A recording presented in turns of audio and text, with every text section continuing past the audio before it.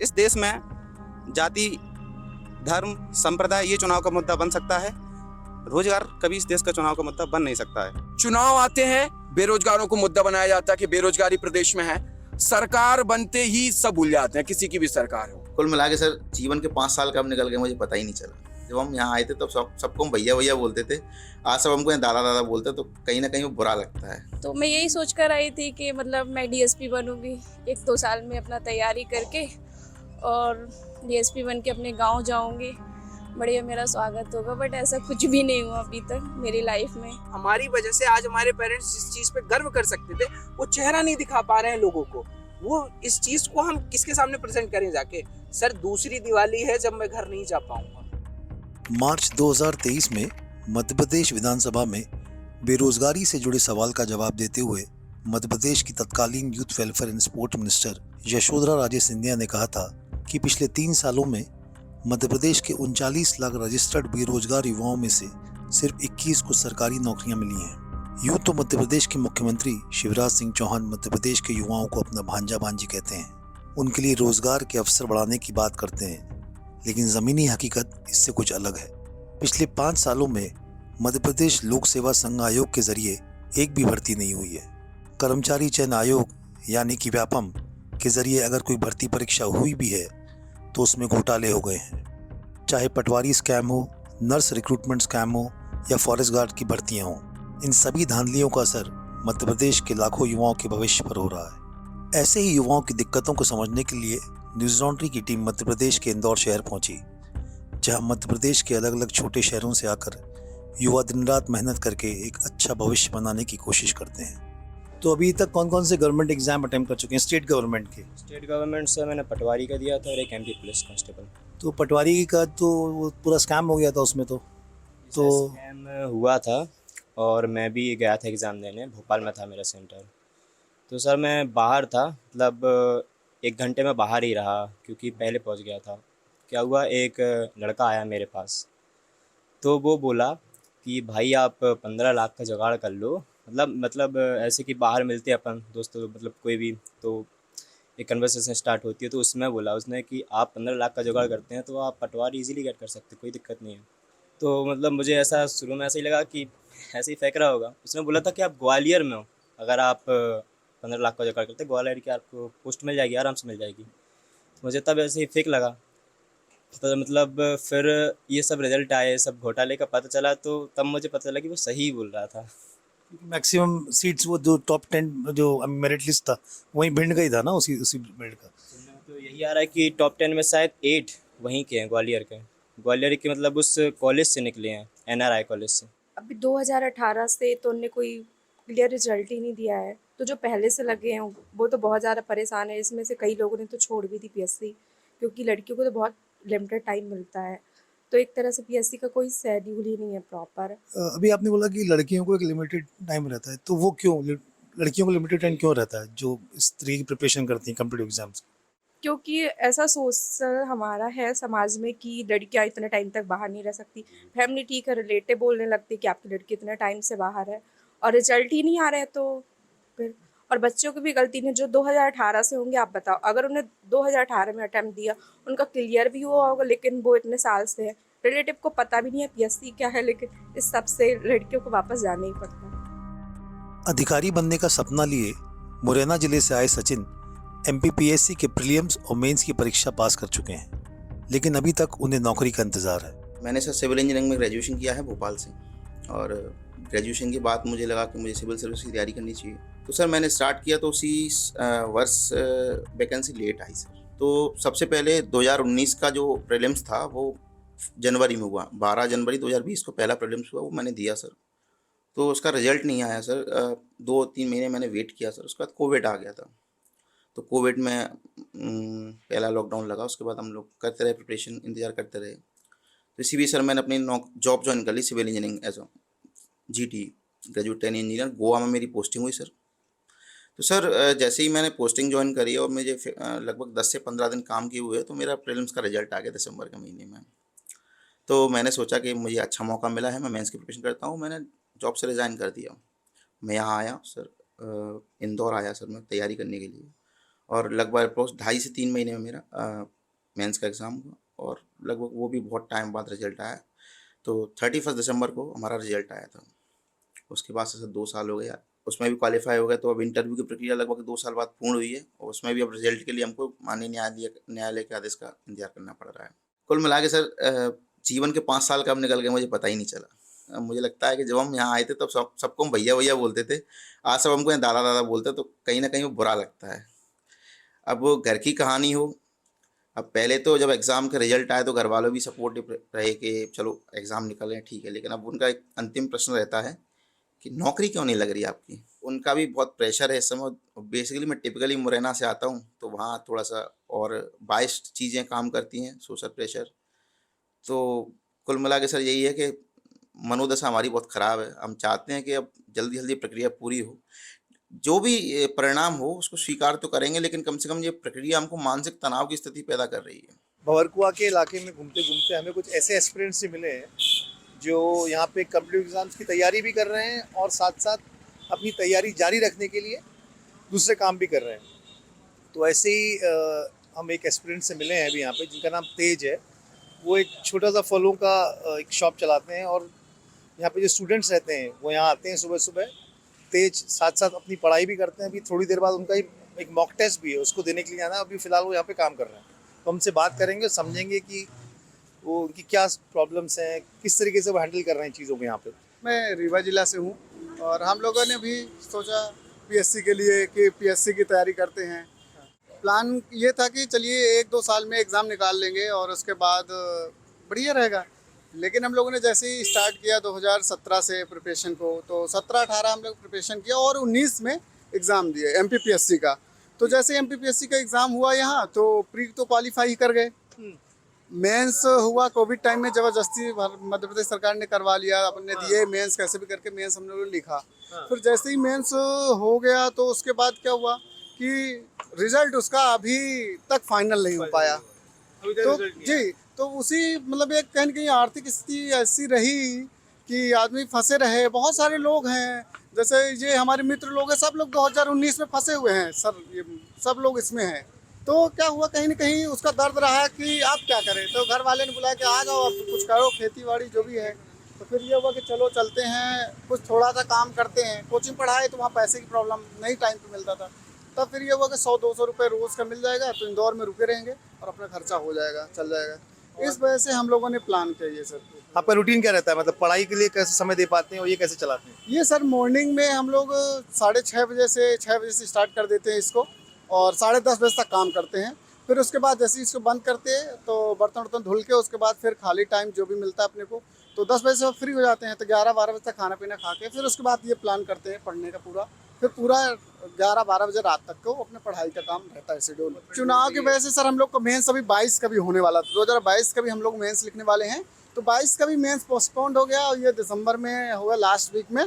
तो कहीं न कहीं एग्ज़ाम में पूरा प्रभाव चुनाव का भी पड़ रहा है। तो अभी तो थोड़ा सा टाइम लगेगा, अब देखते हैं कब तक करवाते हैं। 20 के भी जो लोग फाइनल रिजल्ट आ गया है उस पर भी अभी कोई ऐसा नहीं दिख रहा कि कब तक उनको ज्वाइनिंग मिल पाएगी और अभी डिपार्टमेंट से उनको कोई अप्रूवल नहीं मिल पाया है। ये जो जैसे कांग्रेस बीजेपी दोनों जी जी ये वादे करते हैं भाई लाख भर्तियां करेंगे हम जीतने के बाद, उसको सर हम लोग तो अब 19 से इस बेरोजगारी के दौर में है। बहुत सारे भोलाराम में और यहाँ पूरे मध्य प्रदेश में बच्चे हैं वो परेशान है सरकार से, क्योंकि सरकार देखिए वादे करना सर अलग बात है और उसको इम्प्लीमेंट करना अलग बात है। आप देख सकते हैं पटवारी का जो एग्ज़ाम हुआ अपने पास, फिर उसके बाद ये PSC के देख रहे हैं 2019 से लेकर के, कोई भी सर काम ऐसा नहीं है, कोई वैकेंसी नहीं है जो इनकी मतलब कि प्रॉपर तरीके से हो पाए। कहीं ना कहीं उसमें हाई कोर्ट, सुप्रीम कोर्ट, यहाँ तक की मतलब स्थिति उत्पन्न हो पा रही है। हर साल 4 से 6 क्वेश्चन डिलीट कर देना, फिर उसके बाद अपने मर्जी से सही मानना, ये गलत चीज़ है। बहुत सारे ऐसे बच्चे हैं जो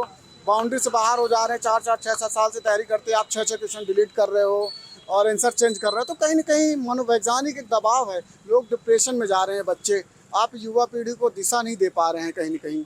जैसे आपने बोला कि अभी ये PSC 4 साल से तो हुआ नहीं है, ठीक है, MPPSC आप उसके लिए ट्राई कर रहे हैं, अब आपके पास जॉब नहीं है, तो इसका आपके पर्सनल लाइफ पे किस तरीके का असर हो रहा है?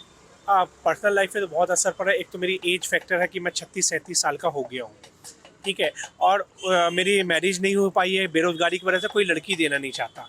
ये फैक्ट चीज़ है कि सब लोग अपनी बेटी अगर देंगे तो उनको लाइफ सिक्योरिटी चाहिए, और अगर जॉब नहीं रहेगी और प्राइवेट जॉब वाले लोगों के प्रति समाज में आज भी नज़रिया उतना अच्छा नहीं है। उन लोग चाहते हैं कि हमारी बेटी अगर शादी हो तो एक लाइफ सेटल मिले उनको और उनकी लाइफ सिक्योरिटी रहे, और बेरोज़गारों को तो वैसे ही बहुत बुरी लाइफ हो जाती है, और जॉब नहीं रहने से शादी बहुत बड़ा फैक्टर। आज हम 36 साल की उम्र में अनमैरिड है, तो ये कहीं ना कहीं जॉब नहीं मिलने की वजह से बहुत सामाजिक प्रताड़ना जिसको बोल सकते हैं वो भी ताने और हर चीज़ सुनने मिलता है। हम इंदौर के भंवर कुआं इलाके में है। ये मेरे जो पीछे का इलाका है ये भंवर कुआं कहलाता है पूरा, इस वहाँ से लेके यहाँ तक। यहाँ पे लगभग करीबन 7 लाख यूथ यंगस्टर्स जो स्टूडेंट्स हैं यहाँ पे कॉम्पिटिटिव एग्ज़ाम की तैयारी करने आते हैं।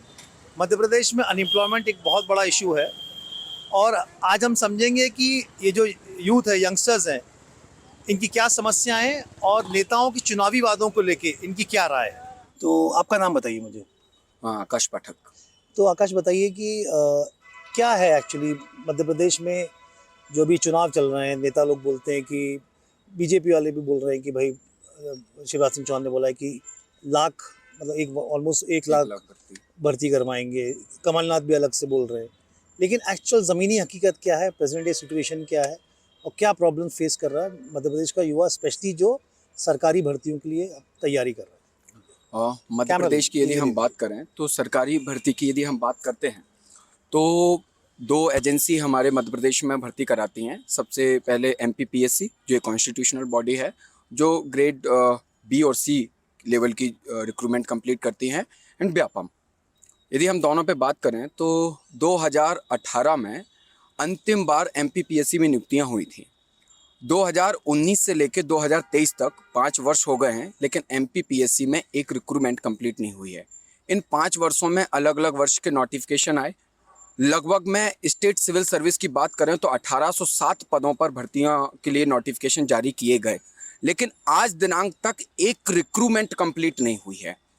इसमें 2 संस्थाएं सबसे विफल हुई हैं। सबसे पहले मध्य प्रदेश सरकार विफल हो गई है, दूसरा जो कंडक्ट कराने वाली एजेंसी है MPPSC वो भी विफल हो गई है। कंडक्ट कराने वाली एजेंसी मध्य प्रदेश में एक एग्ज़ाम करा रही है और उस एग्ज़ाम के जो 100 क्वेश्चन होते हैं उन 100 क्वेश्चन को सही से नहीं बना पाती है, उनके आंसर सही नहीं बना पाती है, क्वेश्चन को डिलीट कर देते हैं और उस डिलीट हो जाने की वजह से हज़ारों छात्र पीछे हो जाते हैं। लेटेस्ट एग्जाम्पल मैं बता सकता हूँ, 2022 का प्रीलिम्स हुआ, उसमें एक अच्छा प्रश्न पूछा गया कि भारत छोड़ो आंदोलन कब शुरू हुआ। 9 अगस्त 1942 को शुरू हुआ, ऑप्शन था, हम लोगों ने सही आंसर लगाया। मध्य प्रदेश लोक सेवा आयोग ने जो है उस प्रश्न को डिलीट कर दिया, कहा कि हमारी एक्सपर्ट कमेटी मानती है कि 9 अगस्त को शुरू नहीं हुआ था। अब बड़ा ही ताज्जुब की बात है कि इतिहास जो है आप उसको ही बदलने पे आ गए हैं। भारत सरकार का शिक्षा मंत्रालय, textile department, cultural department and Lok Sabha में स्पीच है 1992 में जब 50 anniversary of quit India movement मनाई गई, उस समय एक रेजोल्यूशन निकाला गया, वो कहता है कि 9 अगस्त को हुआ। Former prime minister Indira Gandhi ji का एक लेटर है, तमाम चीज़ें हैं। हमारे माननीय प्रधानमंत्री नरेंद्र मोदी जी कह रहे हैं कि 9 अगस्त को हुआ, लेकिन MPPSC कह रही 9 अगस्त को नहीं हुआ। मतलब MPPSC की एक्सपर्ट कमेटी कल को कहेगी कि भारत जो है 2014 से आज़ाद हुआ जब से मोदी जी आए, ठीक है, तो कल से वही माना जाएगा, क्योंकि आप तो इतिहास से भी छेड़छाड़ करने लगे हो। अब अभ्यर्थी यहाँ पढ़ने के लिए आया, अब उसको उस क्वेश्चन के लिए कोर्ट में चैलेंज करना पड़ रहा है, पैसे देना पड़ रहे हैं, वकील की फीस देनी पड़ रही है, तो संघर्ष जो है लगातार चल रहा है। ये तो एक क्वेश्चन का मामला है, ऐसी रिजर्वेशन का, सिविल सर्विस रूल का और अन्य तमाम विसंगतियां हैं। मैं आपको एक डाटा बता दूं, MP हाईकोर्ट की वेबसाइट पे आप देखोगे तो MP हाईकोर्ट में इंदौर हाईकोर्ट, ग्वालियर हाईकोर्ट जो ब्रांच हैं, इसके अलावा मुख्य पीठ जो है जबलपुर, तीनों को मिला लें तो 430 केस MP हाईकोर्ट में MPPSC की विभिन्न परीक्षाओं को लेकर लगाए गए हैं और 4 केस हैं माननीय सुप्रीम कोर्ट में पेंडिंग। एक संवैधानिक संस्था इतनी विफल हो गई है कि जिसका खुद का वर्णन संविधान में किया गया है और वो नियम और कानूनों का पालन नहीं कर पा रही है। आप किसी को डिप्टी कलेक्टर बनाने जा रहे हो, DSP बनाने जा रहे हो, जब उनको ही सही नियमों पे आप नहीं बनाओगे तो आप उनसे कैसे उम्मीद कर सकते हो कि एक ऐसे लोक सेवक बनेंगे जो नियम और कानूनों का पालन करेंगे। उन्हें पता है कि वो खुद सही नियमों से चयनित नहीं हुए हैं, तो डेफिनेटली वो उनका पालन नहीं करेंगे। तो यहाँ ये विफल हो गई है। बच्चे यहाँ संघर्ष कर रहे हैं। लगभग में 4 लाख स्टूडेंट MPPSC में हर साल अपीयर हुआ करता था। आज ये हालत है कि एमपीपीएससी 2022 में 1.86 लाख स्टूडेंट ओनली अपीयर हुए। आने वाले समय में ये हालत होगी कि 1 लाख बच्चे उसमें नहीं बैठना पसंद करेंगे। एक तरफ तो सरकार कहती है कि हम रोजगार निकाल रहे हैं, माननीय मामा जी कहते हैं कि हमने 1 लाख भर्ती की, 1 लाख बार घोषणा कर चुके हैं, लेकिन भर्ती नहीं हुई है। 5 साल में मैंने बताया आपको 0 रिक्रूटमेंट है, एक सिंगल नहीं हुआ है। इसके अलावा और एग्जाम कराती है, उनकी भी कुछ नहीं हुआ है। दूसरे नंबर पे हम व्यापम पे यदि आते हैं, व्यापम पे यदि हम बात करें तो व्यापम मतलब जो कर्मचारी कर्मचारी चयन आयोग जो है, अभी नाम मध्य प्रदेश सरकार ने उसका बदल दिया है, लेकिन काम नहीं बदला है। अच्छा। काम वही है। घोटाले जो व्यापम घोटाला 2012-13 में हुआ, वैसे ही चीजें अनवरत अभी भी चल रही हैं। उम्मीद थी कि कुछ नया करेंगे, लेकिन नया न करते हुए उन्होंने अपनी विरासत को आगे बढ़ाया है। और यहाँ पे क्या हुआ आपको देखने को मिलेगा कि वे हाल ही में पटवारी की भर्तियां हुई हैं। उस भर्ती में ऐसी आशंका जताई गई है, कुछ प्रमाण ऐसे निकल के आए हैं कि एक हद तक उसमें भ्रष्टाचार हुआ है, सीटें बिकी हैं, 15 लाख के इल्जाम भी लगाए गए हैं, सभी तरह की चीजें हैं। बच्चे संघर्ष कर रहे हैं, यहाँ किसानों के बच्चे हैं। सरकारी नौकरी की भर्ती अमूमन कौन करता है? किसान का बच्चा, मजदूर का बच्चा, मीडियम परिवार से जो आते हैं वही बिलोंग करते हैं, वही यहाँ पे तैयारी करने आते हैं। इंदौर में एक बच्चा कोई भी रह रहा है, लगभग में 10,000 रुपए का उसका खर्चा होता है। 2 साल से 5 साल से खर्चा कर रहा है, यहाँ पे 6 लाख रुपए वो खर्च कर चुका है। 0 रिक्रूटमेंट है। बच्चे की तो गलती नहीं है, वो एग्जाम दे रहा है, प्री क्वालिफाइड कर रहा है, मेंस क्वालिफाइड कर रहा है, बट फाइनल रिक्रूटमेंट नहीं हो रही है। तो कुल मिला के जुमलेबाजी की जा रही है। हमारे मामा जी जो हैं, उन्होंने अभी हाल ही में एक योजना शुरू की, लाडली लक्ष्मी योजना, कि हम 1000 रुपए देंगे सारे, लाडली बहना योजना। लाडली बहना योजना। अब लाडली बहना योजना उन्होंने शुरू की, कभी ये विचार किया कि उन्हीं लाडली बहनों के लाडले भांजे, लाडली भांजियां इतना स्ट्रगल कर रही हैं, परेशान हैं 5 साल से, मानसिक रूप से, शारीरिक रूप से, आर्थिक रूप से परेशान हैं, सुसाइड की कगार पर पहुंच रहे हैं, मानसिक रूप से इतने प्रताड़ित हो चुके हैं, आप उनका ख्याल नहीं रख रहे हैं। लाडली बहना योजना का आपका उद्देश्य सिर्फ वोट बैंक लेने के लिए था, महिलाओं को लेके, इसलिए आपने शुरू की। लेकिन वो भांजे जो 45 लाख रजिस्टर्ड बेरोजगार हैं, और लगभग में मध्य प्रदेश में 1 करोड़ बेरोजगार घूम रहा है। चुनाव आते हैं, बेरोजगारों को मुद्दा बनाया जाता है कि बेरोजगारी प्रदेश में है। सरकार बनते ही सब भूल जाते हैं, किसी की भी सरकार हो। वो कहते हैं ना कि एक ही उल्लू काफी है बर्बाद गुलिस्ता करने को, हर डाल पे उल्लू बैठा है, अंजाम गुलिस्ता क्या होगा। जी, तो ये मेरे को बताइए कि आप में से ये बेसिकली किसने अभी जो कर्मचारी चयन बोर्ड के पटवारी का जो हुआ था एग्जाम, किसने दिया आप में से? आपने दिया है, आपने भी दिया है। ओके, तो आप मेरे को बताओ कि क्या आपका एक्सपीरियंस रहा और उसके पास कर दीजिए। देखिए सर, सबसे पहली बात तो ये है कि पटवारी भर्ती परीक्षा पिछले 5 थोड़ा वर्षों ऊंचा में, बोलिए। पिछले 5 वर्षों में इस बार आई है। लास्ट अंतिम पटवारी भर्ती परीक्षा 2017 में आई थी। इस बार चुनाव के मद्देनजर पटवारी भर्ती परीक्षा का नोटिफिकेशन जारी हुआ। तकरीबन 12 लाख फॉर्म भरे गए, जिसमें से करीब 9,78,000 के समथिंग, करीबन 10 लाख लोगों ने परीक्षा में शामिल हुए। 15 मार्च से 26 अप्रैल तक के बीच ये परीक्षा आई हुई थी, सभी को मालूम है, और जिसका रिजल्ट जून के लास्ट में आया। पर समस्या यह है कि जून के लास्ट में आने वाले रिजल्ट की नियुक्ति आज तक नहीं हुई। लोग इंतज़ार कर रहे थे, हम जैसे अभ्यर्थी इंतज़ार कर रहे थे नियुक्तियाँ का, पर समस्या यह है कि इसमें नियुक्तियाँ नहीं हो पाई हैं। बहुत सारे कारण हैं। सबसे बड़ी समस्या यहाँ पर ये बताई जा रही है कि धांधलीबाजी हुई है। तो प्रदेश सरकार, या हम ये कहें कि शिवराज सरकार को ये बहुत बड़ा मुद्दा मिल गया है कि इसमें थोड़ा सा भी, जैसे उन्होंने अभी एक बयान जारी किया था कि इस भर्ती में ज़रा सा भी संदेह है तो हम नियुक्तियाँ नहीं करेंगे। तो भाई नियुक्तियाँ क्यों नहीं करेंगे? सबसे पहली बात तो हमारी ये है कि अगर अब नियुक्तियाँ नहीं हुई तो नियुक्तियाँ कौन करेंगे? जैसे इस बार ये जो भर्ती आई है वो चुनाव की वजह से ही आई थी, चुनाव की वजह से भर्ती आई थी, पटवारी वाली। हाँ, पटवारी वाली चुनाव की वजह से भर्ती आई थी। अभी ये चुनाव हुए जा रहे हैं, फिर इसका जिम्मेदार कौन होगा? हम किससे प्रश्न पूछेंगे? अभी जब हमारे सामने प्रतिनिधि सामने हैं, तब वहाँ जाते हैं तो वो रोक लगा दिए जा रहे हैं। और सबसे बड़ी समस्या इसमें ये बात की भी है कि हमारा विपक्ष इसमें बहुत ज़्यादा विफल हो रहा है। जैसा कि हमारे विपक्ष में माननीय कमलनाथ जी ने कहा था कि अगर हमारी सरकार आती है तो हम ये पटवारी भर्ती परीक्षा रद्द कर देंगे। तो रद्द करने का औचित्य नहीं उठता है ना। अभी जो शिवराज सरकार ने जांच कमेटी बिठाई है, माननीय हाईकोर्ट के जो रिटायर्ड जज हैं राजेंद्र वर्मा जी, वो अपनी रिपोर्ट प्रस्तुत करनी थी उन्हें 31 अगस्त, 30 अगस्त के अंतिम में है ना। उनकी रिपोर्ट अभी तक प्रस्तुत नहीं हो रखी है। तो सबसे पहले प्रश्न यही है कि अगर ये जो कमेटी बैठी हुई है, अगर ये कमेटी सही नहीं है तो ये कमेटी क्यों बिठाई गई है? निष्कर्षतः हम यही कह सकते हैं कि इस देश में जाति धर्म, संप्रदाय ये चुनाव का मुद्दा बन सकता है। रोजगार कभी इस देश का चुनाव का मुद्दा बन नहीं सकता है। मैं ऐसे बहुत सारे लोगों को जानता हूँ जिन्होंने 5-5, 6-6 साल इंदौर में रह के, बाहर शहरों में रह के तैयारी कर रखी है। जब उनका सिलेक्शन हुआ था तो उन्हें बहुत खुशी हुई थी, परिवार में मिठाइयाँ भी बटी थी। आज जब वही भर्ती परीक्षा रोक लगा दी गई है तो वह सामाजिक रूप से इतने प्रताड़ित हैं कि वो है मानसिक तनाव से इतने ग्रसित हैं कि वो आने वाली तैयारी, भर्ती परीक्षाओं की तैयारी सुचारू रूप से नहीं कर पा रहे हैं। जैसे आपने बोला कि मानसिक तनाव से ग्रसित हैं या सामाजिक रूप से प्रताड़ित हैं, तो क्या क्या प्रॉब्लम फेस करते हैं वो? प्रॉब्लम ये देखिए, सबसे बड़ी बात है जिस दिन रिजल्ट आया था, और शायद मैं ये समझता हूँ युवा होकर कि जिस दिन हमारा रिजल्ट आता है उस दिन बच्चे को सबसे ज़्यादा खुशी होती है। और वर्तमान के माहौल को देखते हुए अगर एक जॉब मिलती है ना तो सबसे ज़्यादा खुशी का संचार पूरे समाज परिवार में हो जाता है। लोग जश्न करते हैं अपने दोस्तों के साथ में, जश्न मनाते हैं दोस्तों के साथ में, परिवार के साथ में। तो उस टाइम उन्होंने वो मनाया, लेकिन जब उन्हें बाद में पता लगा कि संदेह के आधार पर भर्ती निरस्त की जा रही है तो स्वाभाविक सी बात है, ये मानवीय प्रवृत्ति है कि इंसान ग्रसित मानसिक रूप से हो ही जाएगा। सर मैं 2019 से तैयारी में लगा हुआ हूँ। हाँ। मैंने पहले 2018 में अपनी इंजीनियरिंग कंप्लीट करी, उसके बाद कुछ 2-4 महीने मैंने जॉब करी और फिर मैं इधर शिफ्ट हुआ। जिस हिसाब से मैंने तैयारी करने आया उस समय पीएससी प्रॉपर टाइम पे चल रही थी, सारी चीज़ें थी, तो ये लगा कि मैं अपना करियर शायद कुछ अच्छा कर सकता हूँ या वहाँ जहाँ करना चाह रहा हूँ उससे बेहतर कर सकता था।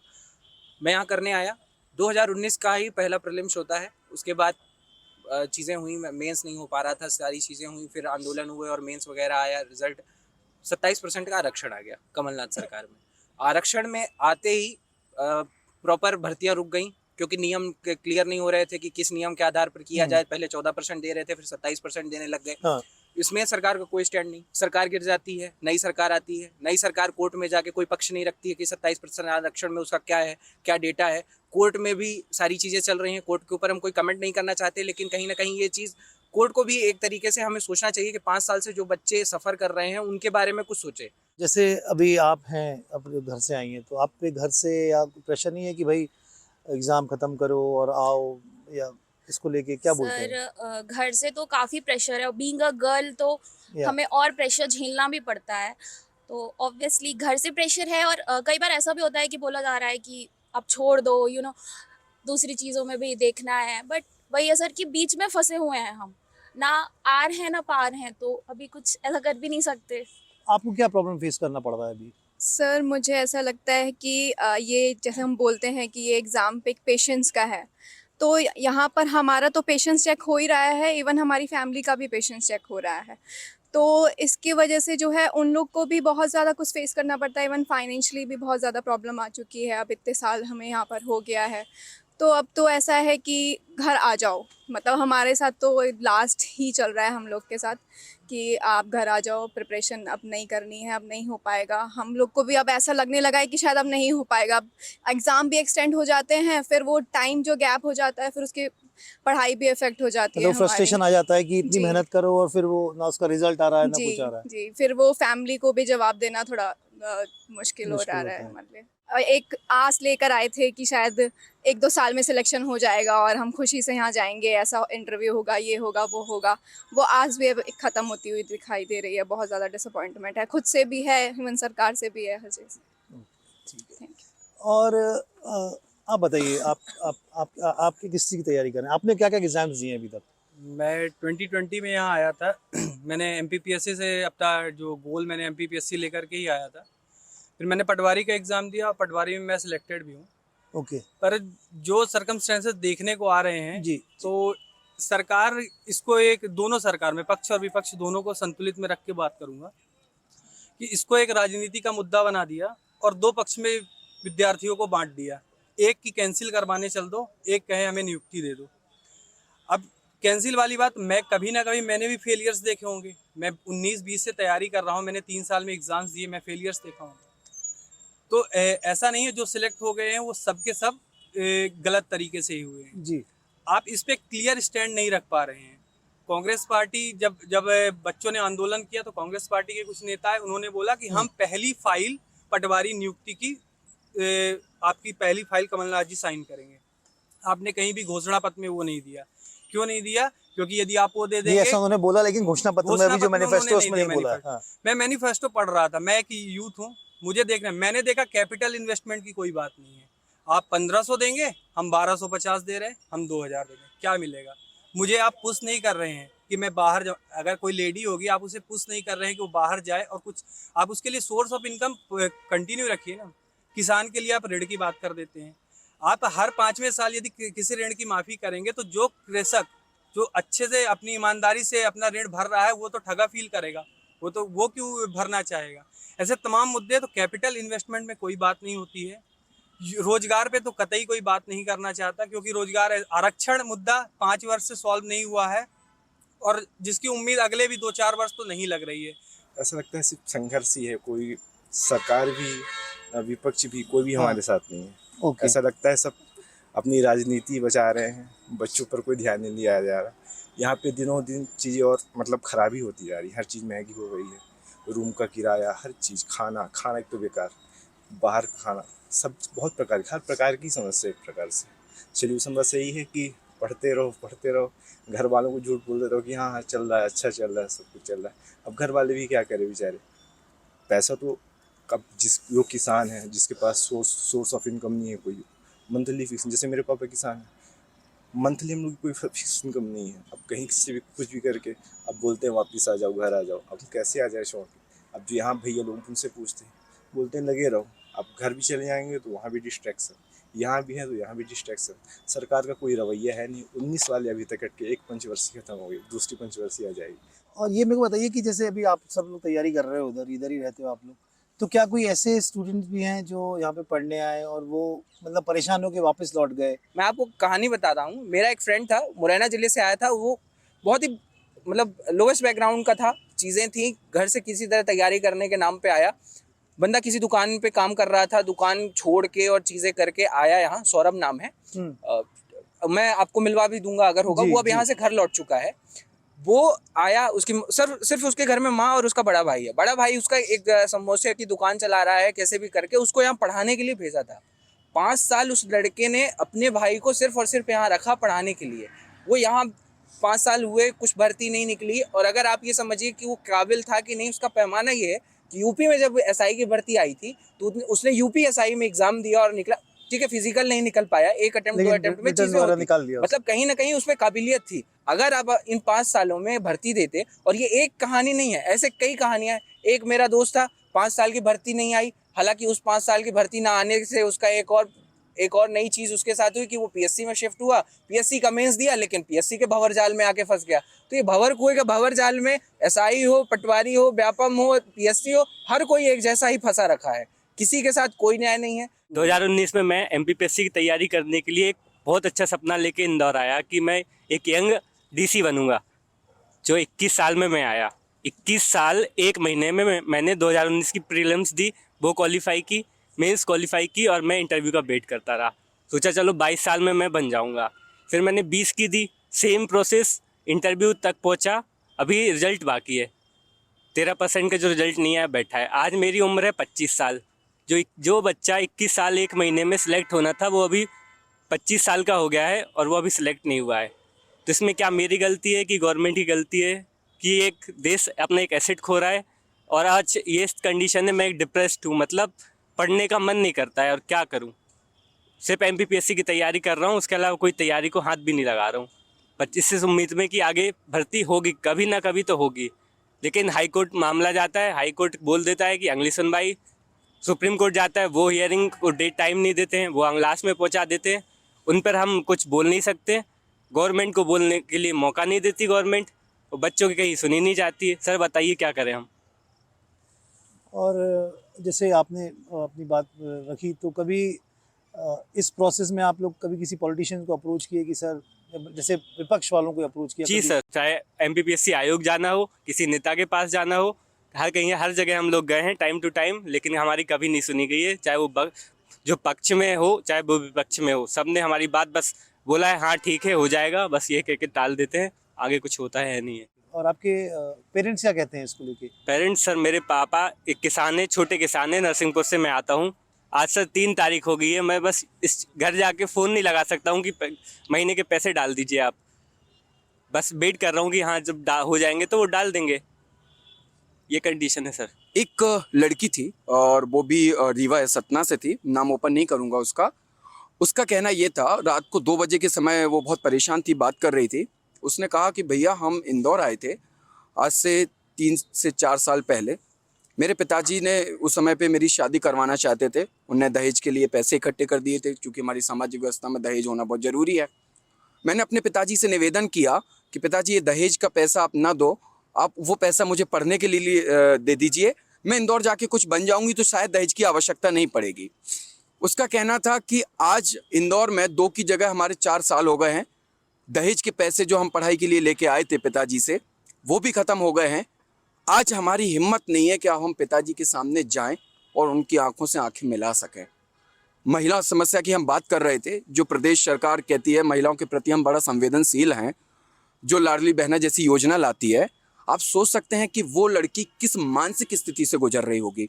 एक ड्यूरेशन मिलता है लड़कियों को हमारी सामाजिक व्यवस्था में, लड़का 5 साल तक तैयारी कर सकता है, लड़की 2 साल कर सकती है या 3 साल कर सकती है, उसके बाद उसको मौका नहीं। विपक्ष ने कहा कि हम 2 लाख भर्तियां देंगे, मैनिफेस्टो में उन्होंने कहा 1 लाख हम पंचायतों में जो है नए पद सृजित करेंगे।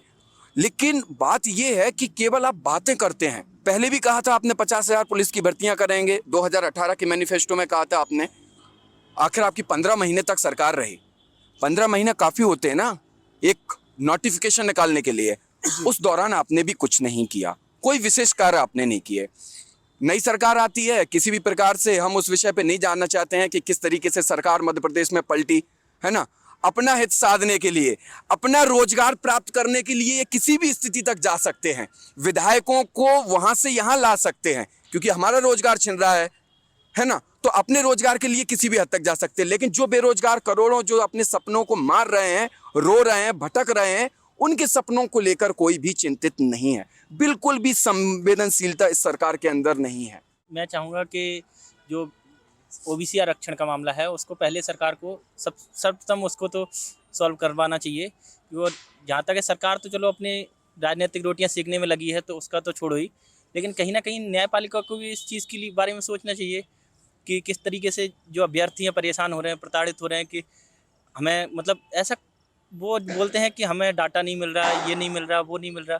पिछला ऐसा कौन सा डाटा है जो 5 साल में न्यायपालिका नहीं पढ़ पाई या 5 साल में ये सरकार नहीं दे पाई, ऐसा कौन सा डाटा है, ये समझ नहीं आता। बेसिकली बहुत लोग जब अपन संघर्ष करते हैं या नौकरी नहीं होती तो मोहल्ले वाले बोलते हैं अरे वो तो तुम तो ऐसी बातें कर रहे हो। कभी आप लोगों ने फेस किया, आप में से किसी ने इस चीज़? सर इस चीज़ पे मैं आपको एक चीज़ बताऊं, जब मेरा स्कूल एकेडमिक्स अच्छा रहा है, हाँ, जैसे 10th में 90 एबव परसेंटेज रहे, जी जी, 85 प्लस अपन 12th में भी रहे, तो एक होता है ना कि आसपास के लोगों में एक आपके बच्चे का बनाता है, सोसाइटी बनाती है उस चीज़ को कि आप में है कुछ है, आप कर सकते हैं। मैं इंजीनियरिंग करके निकला, जब मैंने डिसाइड करा कि मैं ये इस सेक्टर पे आके कुछ कर लूँगा और सारी चीज़ें, तो मेरे आसपास सारे लोगों को पता था, सारी चीज़ें थी। 19 का दिया मैंने और निकल गया, और सॉरी 19 का नहीं निकला, 20 का दिया, फिर उसके बाद 21 निकला और सारी चीज़ें हुई जब, तो सबको ये था कि हो जाएगा। लेकिन अब वो खुद ये कहने लगे कि यार जब बताओ, जब उसका लड़का नहीं कर पाया तो तुम कैसे कर लोगे।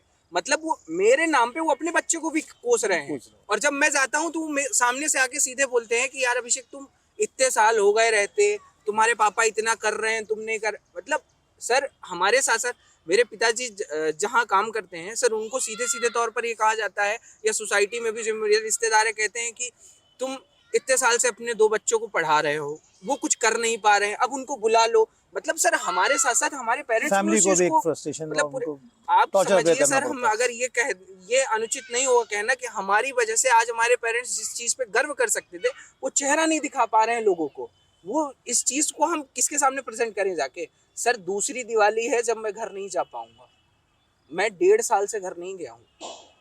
अब आप इस चीज़ को समझिए, और बहुत बच्चे हैं यहाँ जो घर नहीं जा पा रहे हैं। इस चीज़ को कौन समझेगा। पटाखों के शोर में अंधेरे में हमारी दिवाली बीतती है। अब मेरे साथ वाले, मेरा रूममेट है सर, पटवारी का पेपर निकला, उसने एक फ़ोन लगाया था कि निकल गया, उसके घर वालों ने बोला आ जाओ, सामान लेके चला गया। वो जब वहाँ पहुँचा और ये सारी चीज़ें हुई हैं, वो वापस यहाँ लौटा है और काम ढूंढ रहा है, ठेलों पे काम कर रहा है सर। क्यों? क्योंकि अब घर वाले भी पैसा देना बंद कर दिए, समाज भी उसको दुत्कार रहा है। मतलब हम नौकरी तो नहीं मिल रही सर, उसके अलावा हमें सब कुछ मिल रहा है जो मतलब हो सकता था, जो गंदी एक होता है ना सर कि सामाजिक स्तर में जो सबसे निम्नतर स्तर पर होगा उसकी यातनाएं हम झेल रहे हैं। ये हालात हो रखे हैं। MPPSC मतलब एक तो रेगुलर भर्ती नहीं ले रहे, जो कि सब ये मैं 2019 में आई, सबकी यही जी। कहानी है। जो 2019 से लगे वो अभी भी क्लियर नहीं हुआ कुछ भी। तो मैं यही सोच कर आई थी कि मतलब मैं डीएसपी बनूंगी 1-2 साल में अपना तैयारी करके, और डीएसपी बन के अपने गांव जाऊंगी, बढ़िया मेरा स्वागत होगा। बट ऐसा कुछ भी नहीं हुआ अभी तक मेरी लाइफ में। मेरी आज उम्र 28 साल की हो गई है, जो कि घर से फुली प्रेशर है मेरे, मतलब कि घर वापस आ जाओ, पैसा देना भी बंद कर दिया टोटली। मैं 4-5 महीने से जॉब कर रही हूँ। अभी जो जुलाई का मैंने मेंस दिया था, जब मैं गई घर पे तो मतलब मना कर दिया कि अब हमको आगे कंटिन्यू नहीं करवाना कुछ भी। लेकिन फिर मैंने कहा नहीं, मैंने बहुत मेहनत किया है, बहुत कुछ खोया है, तो मैं अब मतलब लास्ट स्टेज पे आके नहीं छोड़ सकती। तो फिर मैंने खुद से मैंने सोचा कि मैं कर लूँगी। फिर आके मैंने यहाँ जॉब किया और अपना जो भी डेली का शेड्यूल है, पढ़ना, जॉब करना, यही सब चल रहा है सर। बहुत मतलब संघर्षमय जीवन है कुल मिलाकर, सभी लोगों का ऐसा बहुत ज़्यादा है। और फिर शादी का प्रेशर, एक तो ओवर एज हो चुकी है। मैं एक बहुत मतलब ऐसे गांव से बिलोंग करती हूँ जहाँ लड़कियाँ शायद ही बाहर निकलती हैं, जिसकी मतलब 20-21 साल की उम्र में शादी हो जाती है। आज सभी के जितनी भी मेरी फ्रेंड्स लोग हैं सभी के बच्चे हो गए सर। बट मैं जब भी घर जाती हूँ ना, मुझे बहुत सुनना पड़ता है फैमिली से भी एंड रिश्तेदारों से, पड़ोसियों से, सबसे, कि अभी तक तुम्हारा कुछ हुआ नहीं। अब उनको जवाब नहीं दे पाती कि क्या मतलब कुछ हुआ नहीं, हमको पता है कि क्या नहीं हुआ। वो नहीं समझते इस चीज़ को कि एमपीपीएससी में क्या चल रहा है, क्या नहीं चल रहा। बस उनको पता है कि हमारी बेटी आएगी, वर्दी पहन कर आएगी, डेट्स इट। इससे ज़्यादा वो ज़्यादा कुछ जानती नहीं है सर। तो सरकार से यही निवेदन है कि रेगुलर भर्ती ले और क्लियर करे, और ये जो बेरोजगारी का थप्पा लगाया मध्य प्रदेश सरकार पे, मध्य प्रदेश पे, उसको दूर करे। तो ये अभी हम लोग यहाँ मेरे पीछे आप देख रहे हैं, ये स्वामी विवेकानंद का एक पोस्टर लगा हुआ है। इसमें लिखा है उठो जागो और तब तक मत रुको जब तक लक्ष्य की प्राप्ति ना हो। तो ये जो स्वामी विवेकानंद ने जो उनका सेइंग है, उस पर शायद ये जो यूथ है ये ज़रूर उस पर पूरा भरोसा करता है, और लगातार ये लोग मेहनत कर रहे हैं, क्योंकि आसान काम नहीं होता। एक पब्लिक सर्विस कमीशन का एग्ज़ाम देना या कोई भी एग्ज़ाम हो, या कर्मचारी चयन बोर्ड के थ्रू एग्ज़ाम हो। मध्य प्रदेश एक बेसिकली एग्रीरियन स्टेट है, और यहाँ बहुत अलग अलग छोटे शहरों से लोग बड़े शहरों में घर वालों से मतलब सहमति लेके आते हैं, उनसे रिक्वेस्ट करते हैं कि हमें बाहर पढ़ने भेजें कि वो एक बेहतर करियर बना सकें। यहाँ क्योंकि यहाँ पे ये आईटी सेक्टर का हब तो है नहीं मध्य प्रदेश कि यहाँ पे आईटी में जॉब्स हों या यहाँ बहुत बड़ी बड़ी इंडस्ट्रीज़ हों। यहाँ पे एक छोटे शहर का लड़का, एक लड़की यही सोचता है कि मैं एक बेहतर नौकरी में जा सकूँ, एक गवर्नमेंट जॉब कर सकूँ। तो यहाँ पे ये स्टूडेंट्स हैं, ये यूथ है, बहुत दर्द है इनमें, बहुत हताशा है, बहुत गुस्सा भी है। और आप देख सकते हैं, मतलब आप खुद को इमेजिन करके देखिए इनकी जगह कि अगर आप इस कदर 10-10 घंटे, 8-8 घंटे पढ़ने के बाद अगर आप परीक्षा देते हो, परीक्षा पास करते हो, आप इंटरव्यू के लिए रेडी रहते हो, और उसके बाद आपको बोल दिया जाए, मतलब मैं ये नेताओं के बारे में बोलूँगा, ये टिकट इनको नहीं मिलता तो ये पार्टी बदल देते हैं। जस्ट इमेजिन करिए ये चुनाव जीत जाएँ, चुनाव जीत के अपनी रैली निकाल रहे हो, और तब इलेक्शन कमीशन घोषित कर दे कि नहीं भाई तुम चुनाव नहीं जीते, तुम चुनाव हार गए, तुम डिस्क्वालीफाई हो गए। तो ये जो चीज़ हो रही है इन यूथ के साथ, गवर्नमेंट को समझना चाहिए। भले किसी की सरकार आए मध्य प्रदेश में, कांग्रेस की आए, बीजेपी की आए, जिसकी भी आए, तो इस मुद्दे को, क्योंकि ये कोई आज 10-15 लोगों की बात नहीं हो, लाखों बेरोजगार युवा हैं मध्य प्रदेश में, जो मेहनती लोग हैं, जो मेहनतकश लोग हैं, जो अपनी स्ट्रगल कर रहे हैं, एक अपना पूरा एक लाइफ लगा दी उन्होंने, अपने काफ़ी साल लगा दिए। तो गवर्नमेंट को सोचना चाहिए और उनके लिए सही में कुछ करना चाहिए, जिससे कि उनके लिए अच्छे एम्प्लॉयमेंट अपॉर्चुनिटीज़ क्रिएट हों, उनको नौकरी मिल सके, वो अपने सपने पूरे कर सके। बाकी अपडेट्स के लिए आप न्यूज़ लॉन्ड्री देखते रहिएगा। मैं प्रतीक गोयल अपने कलीग आशीष आनंद के साथ, इंदौर, मध्य प्रदेश से। 5 महत्वपूर्ण राज्यों में विधानसभा के चुनाव घोषित हो चुके हैं। ऐसे में जरूरी है कि आप यानी न्यूज देखने और पढ़ने वाले मुद्दों की तह तक पहुंचे। ऐसे में आज ही newslaundry.com/election fund पर जाएं। तो सपोर्ट कीजिए स्वतंत्र मीडिया को, ताकि आपको एजेंडा और पक्षपात से आजाद खबरें मिल सकें।